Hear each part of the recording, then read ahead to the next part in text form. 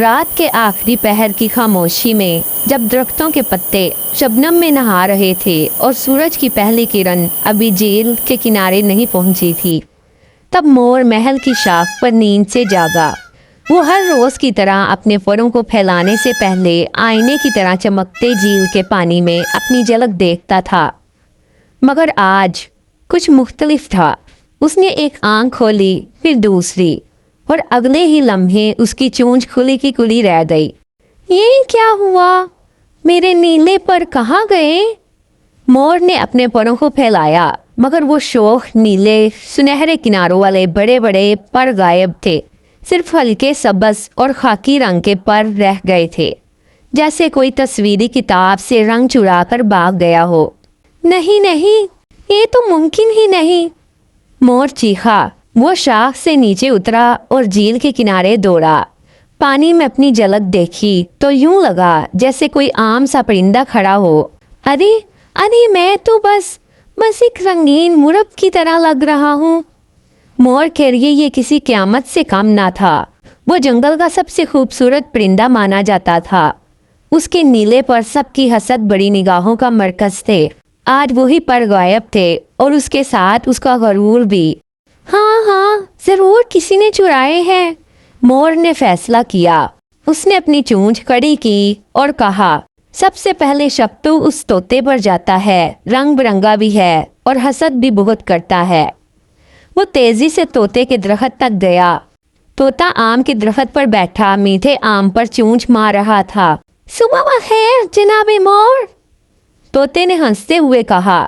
صبح بخیر تمہارے لیے شاید ہو، میرے لیے تو تباہی کی صبح ہے، مور بولا۔ کیوں بھائی، کیا تمہارا میک اپ خراب ہو گیا؟ طوطے نے مزاحیہ انداز میں کہا۔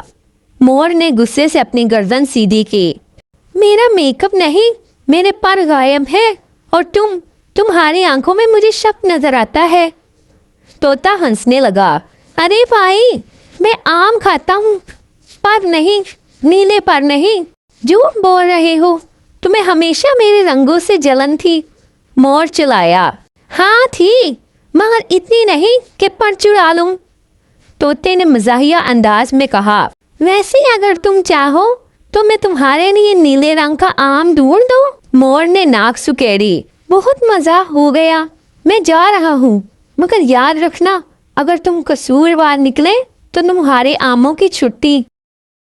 اب مور سیدھا فاختہ کے درخت کی طرف بڑھا۔ فاختہ اپنی میٹھی کوک میں مصروف تھی۔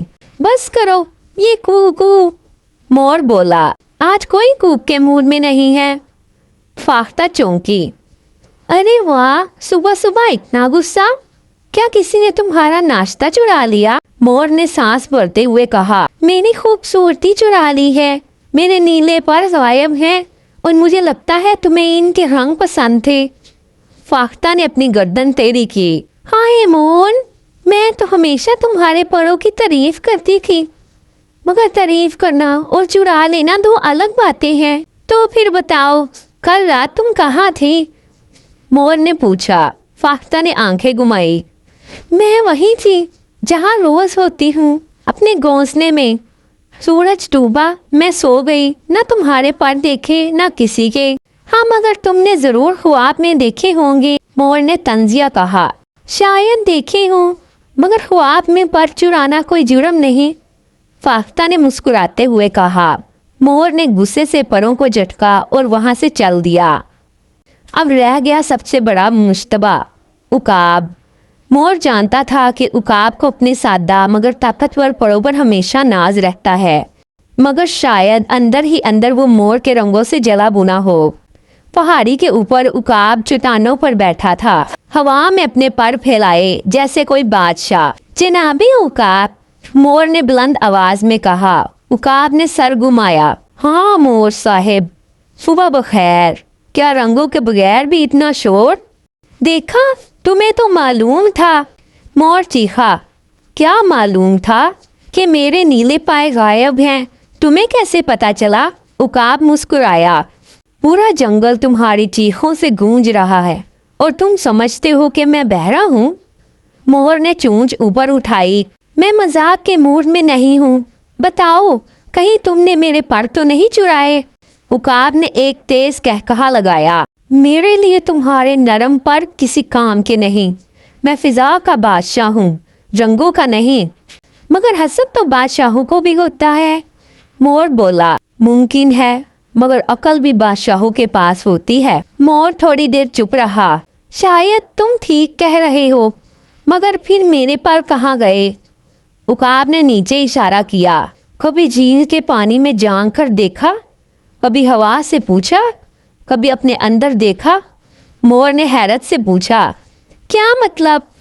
उकाब ने बस इतना कहा, बाद रात चोर नहीं छुपाते, कुदरत छुपा देती है। मोर वापिस अपने दरख्त की तरफ आया। रास्ते में पत्ते हिल रहे थे, हवा के झोंके खेल रहे थे।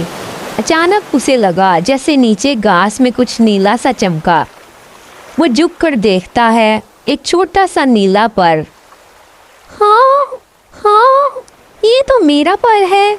उसने इर्द गिर्द देखा, थोड़ा आगे गया तो दूसरा पर, फिर तीसरा, जैसे नीले रंग की पगडंडी बनी हो। वो परिंदों के गुजरने वाले रास्ते से होता हुआ झील के किनारे पहुंचा। वहाँ पानी पर तैरते हुए कुछ नीले पर हल्की धूप में चमक रहे थे। मोर की आंखों में रोशनी सी आ गई। तो ये हवा के झोंके से उड़कर झील में आ गए थे, कोई चोर नहीं था। उसने पानी में झांका, अपने बिगड़े हुए अक्स को देखा। नीले पर वापस नहीं लगे थे, मगर दिल में कुछ बदल गया था। मोर किनारे बैठ गया। तो ये सारी हंगामा अड़ाई मेरा ही गरूर था। मैंने हर एक पर शक किया, मगर खुद पर नहीं। उसने झील से बात की। मैं अपने रंगों में इतना खो गया था कि अपने दिल के रंग भूल गया। इतने में हवा फिर चली। नीले पर आहिस्ता आहिस्ता हवा के साथ घूमते हुए वापस किनारे की तरफ आने लगे। कुछ परों ने उसके जिस्म से जाकर चिपकने की कोशिश की, जैसे कुदरत कह रही हो, अब तुम सीख गए हो, अब ये तुम्हारे हो सकते हैं। मोर ने हल्की सी मुस्कुराहट के साथ कहा, अब मुझे इनकी ज़रूरत नहीं। खूबसूरती सिर्फ पर नहीं, एहसास में है। अगले दिन पूरा जंगल हैरान था। तोता, फाख्ता, उकाब सब मोर के दरख्त के नीचे जमा थे। तोते ने पूछा, तो आखिर तुम्हारे पर मिल गए? मोर ने मुस्कुरा कर कहा, हाँ, मगर असल चीज पर नहीं थी, असल चीज तो खुद एतमादी थी। फाख्ता ने पूछा, यानी तुम्हें पर वापस नहीं चाहिए?